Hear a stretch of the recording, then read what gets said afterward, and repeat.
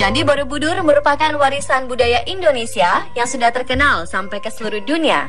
Bangunan ini merupakan candi Buddha terbesar di dunia dan ditetapkan sebagai salah satu warisan budaya dunia oleh UNESCO. Bentuk yang megah dan detail arsitekturnya yang unik membuat semua orang ingin mengunjungi Borobudur dan penasaran dengan ceritanya. Borobudur mencuri perhatian dunia sejak H.C. Cornelius menemukan lokasinya atas perintah Thomas Stamford Raffles tahun 1814. Pekerjaan menggali lokasi yang diduga monumen besar kemudian dilanjutkan oleh Hartman, salah satu pejabat pemerintah Belanda.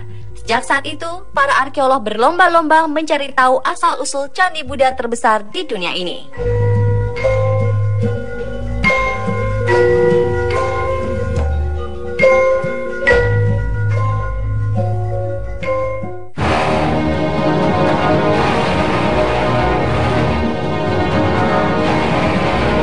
Banyak sekali misteri yang belum terkuak tentang Borobudur. Apa sebenarnya nama asli Borobudur? Tidak ada prasasti atau buku yang menjelaskan dengan pasti tentang pembangunan Borobudur. Ada yang mengatakan nama itu dari Sambara Budara memiliki arti gunung yang lerengnya terletak teras-teras. Ada juga yang mengatakan Borobudur berasal dari ucapan para Buddha yang mengalami pergeseran. Satu-satunya tulisan yang menyebutkan Borobudur pertama kali adalah Thomas Stamford Raffles dalam bukunya yang berjudul Sejarah Pulau Jawa. Para ahli sejarah memperkirakan Raffles menyebut Borobudur dari kata Bore dan Budur. Bore adalah sebuah desa yang terletak di dekat lokasi Borobudur ditemukan, sedangkan Budur artinya purba.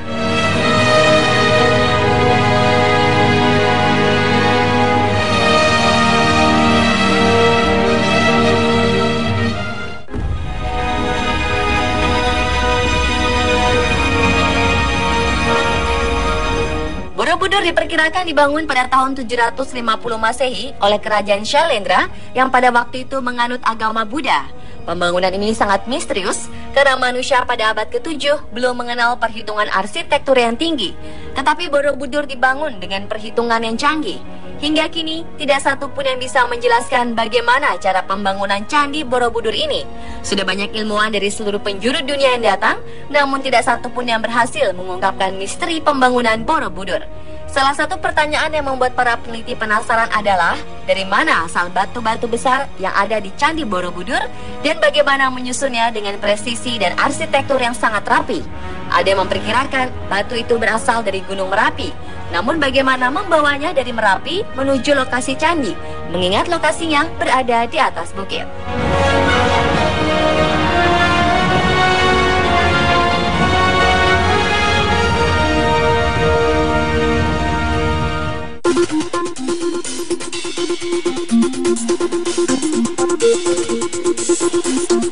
Candi Borobudur memiliki 72 stupa yang berbentuk lonceng ajaib.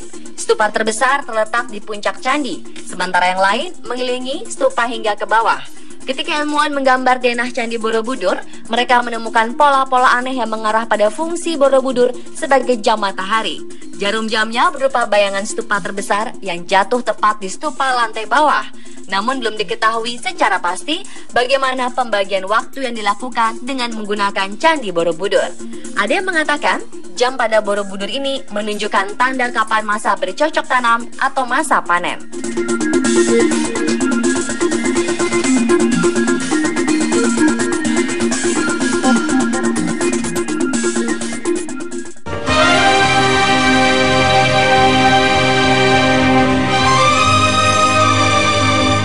Dalam rangkaian arsitektur Candi Borobudur, jika diamati secara matematik, ada misteri menarik yang mengarah pada angka 1.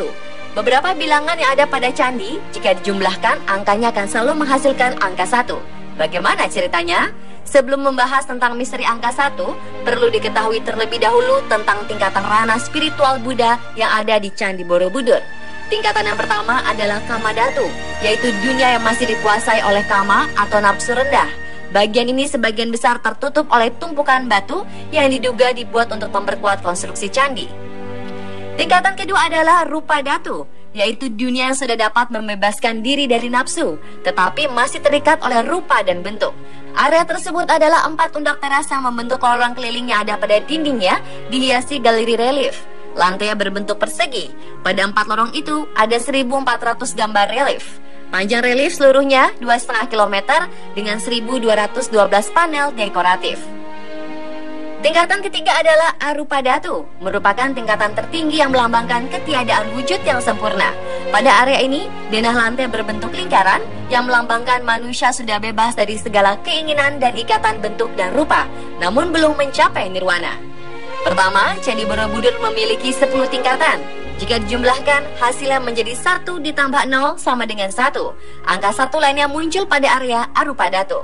Area ini adalah area 4 tingkat paling atas candi.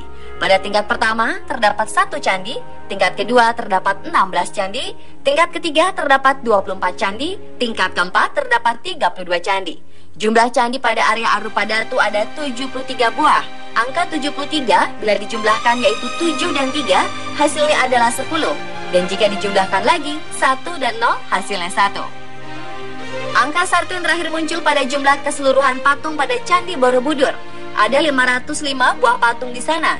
Bila angkanya dijumlahkan, hasil yang muncul juga angka 1.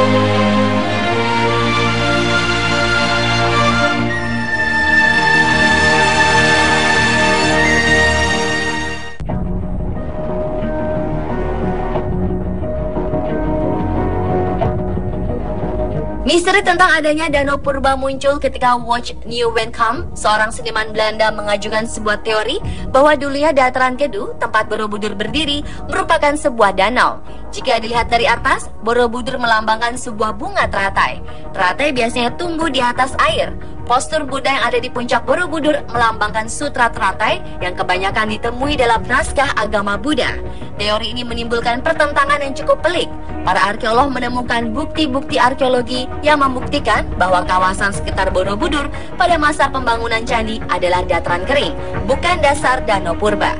Sementara pakar geologi malah mendukung pandangan seniman Belanda ini.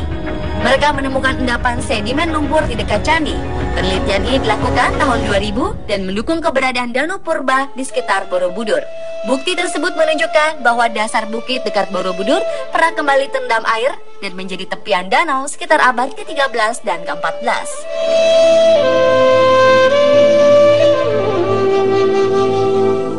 Pemirsa, itulah penjelasan lebih dalam tentang misteri Candi Borobudur yang membuktikan bahwa nenek moyang kita mampu membangun sebuah karya megah sepanjang masa. Semoga karya ini tetap terjaga dari generasi ke generasi.